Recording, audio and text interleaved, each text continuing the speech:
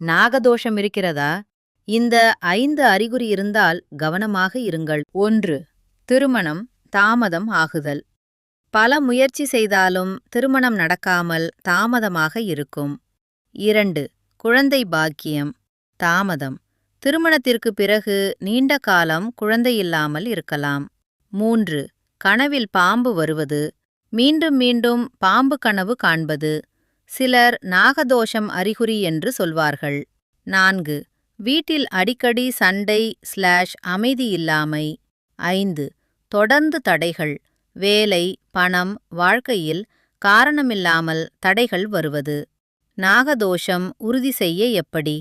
ஜாதகத்தில் ராகு கேது நிலை பார்த்து ஜோதிடர் சொல்வார்கள்.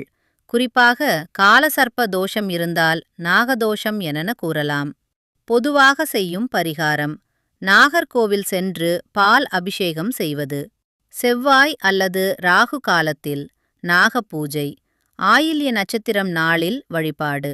சிவன் கோவிலில் நாகர் சிலைக்கு பால், மஞ்சள் அபிஷேகம். இது நம்பிக்கை மற்றும் ஜோதிடம் சார்ந்த விஷயம். உண்மையாக தெரிந்து கொள்ள ஜாதகம் பார்த்து ஆலோசனை வாங்குவது நல்லது.